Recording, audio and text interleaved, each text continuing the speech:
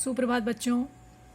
आज हम अपने अगले पाठ का अध्ययन करेंगे। हमारा पाठ 3 नादान दोस्त। ठीक है, ये पाठ जैसा कि आप देख रहे हैं, इसमें क्या है, इसमें एक बच्चा है केशव और उसकी बहन है श्यामा। ठीक है, तो इस स्टोरी को अगर आप इसको घर पे अच्छे से पूरा का पूरा इसका पाठ वाचन कीजिएगा। पूरा इस कहानी, ये छोटी सी कहानी दी है, इसे पढ़िएगा अच्छे से, तो आपको ये पूरी कहानी समझ में आएगी। मैं आज एक बार छोटे रूप में इसका सारांश आपको समझा देती हूँ। ठीक है, तो ये प्रेमचंद जी के द्वारा लिखी हुई एक छोटी सी कथा है, जिसमें बाल जिज्ञासावश उनसे हुई भूल का चित्रण करके वो लिखते हैं और बताते हैं हमें कि केशव के घर की एक कार्निश के ऊपर चिड़िया ने अंडे दिए थे। ठीक है, तो इस कहानी में क्या है कि केशव और उसकी बहन है, उसकी बहन का नाम है श्यामा और उस बच्चे का नाम है केशव।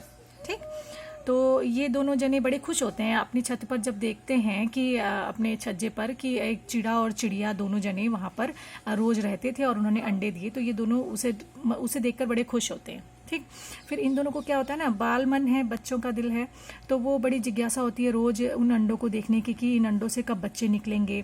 तो उसकी जो बहन है श्यामा, वो बड़ी भोली सी है और भोलेपन से अपने भाई से कहती है कि भैया, क्या जब ये अंडे में से बच्चे निकल जाएंगे तो क्या वो निकल कर फुर्र से उड़ जाएंगे? तो उसका भाई उसे समझाता है कि अरे नहीं पगली, पहले उनके पंख निकलेंगे, बिना पंखों के वो कभी नहीं उड़ सकते, इसलिए पहले बच्चे निकलेंगे और फिर उनके पंख निकलेंगे। ठीक, उसके बाद वो समझाने लगता है, कहने लगता है कि श्यामा, जब इनमें बच्चे निकलेंगे तो उन्हें क्या क्या खिलाएगी। इस तरीके के सवाल जवाब उनके आपस में चलते रहते हैं। वो दोनों भाई बहन आपस में ये करते रहते हैं। धीरे धीरे समय बीतता जाता है। 3-4 दिन जब बीत जाते हैं तो उन बच्चों का क्या होती है, और जिज्ञासा बढ़ जाती है कि अब तक तो बच्चे अंडों में से बाहर आ गए होंगे, तो वो उन्हें देखने के लिए और भी ज़्यादा लालायित हो जाते हैं।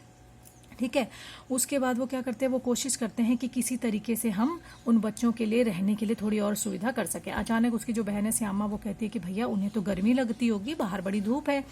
तो उसके भाई को, केशव को भी चिंता सताने लगती है और फिर उनको ये लगता है कि वो लोग क्या खाएंगे, बच्चे अब तक निकल गए होंगे तो वो क्या खाएंगे, तो क्यों ना हम एक कटोरी में उनके लिए कुछ दाने, कुछ चावल, पानी वगैरह रख देते हैं।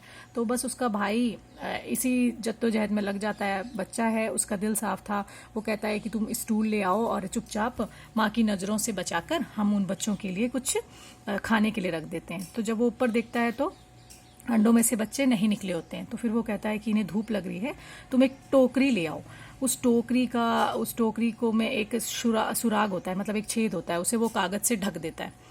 फिर उसको ढककर उसके लिए किसी तरीके से छाया बनाता है, और छाया बनाने के बाद ताकि उन बच्चों के ऊपर कोई किसी प्रकार से धूप ना आए, इस तरीके से उनकी व्यवस्था बनाता है। और फिर क्या करता है, एक कटोरी, एक प्याली सी बनाता है और उसे धो मांज कर उसमें उसके लिए कुछ चावल के दाने रख देता है और एक में पानी। इस तरीके से वो उनकी मदद करने लगता है। लेकिन तब वो क्या देखता है कि वो दोनों जो चिड़िया थे वो उनको देखकर वहां से उड़ जाते हैं और थोड़ी देर के बाद बार बार आते हैं, लेकिन अपने घोंसले के पास नहीं बैठते। तो उसे ये लगता है कि शायद हमारे यहाँ रहने की वजह से ये ऐसा ना कर रहे हों, तो वो अपना स्टूल भी हटा देता है। श्यामा उससे बोलती रहती है कि भैया, मुझे भी बच्चे देखने हैं, तो वो उसे एक बार मना कर देता है कि नहीं, तुम गिर जाओगी और अभी बच्चे नहीं निकले हैं।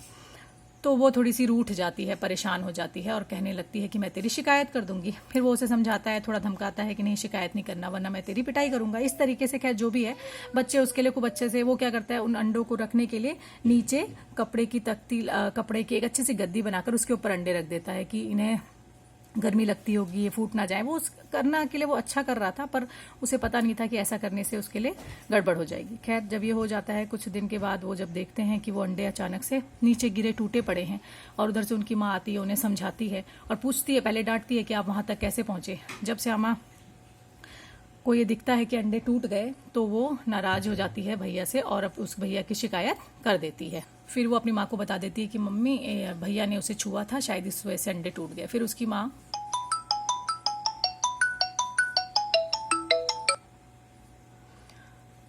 उसे समझाती है कि ऐसा नहीं करना चाहिए था, क्योंकि अगर इंसान उसकी अंडों को छू दे तो चिड़िया फिर उसमें उसके पास नहीं बैठते, उसे नहीं सेते, इसीलिए उन्होंने अपने अंडों को खुद ही गिराकर तोड़ दिया। इस तरीके से उस बच्चे को बहुत बुरा लगता है, उसे इस बात का एहसास नहीं था, वो माफी मांगता है और फिर जीवन भर इस सबक को याद रखता है। केशव की भोली बात सुनकर उसकी माँ को हंसी भी आ जाती है कि वो तो अच्छा करना चाह रहा था, पर केशव को अपनी भूल का अनुभव होता है और उसे पता चलता है कि अंडों की सुरक्षा करने के चक्कर में अंडों का सत्यानाश हो चुका है। ठीक, तो इस तरीके से ये कहानी का सारांश है। आगे इस कहानी को आपने पढ़ना है और समझना है। ठीक है।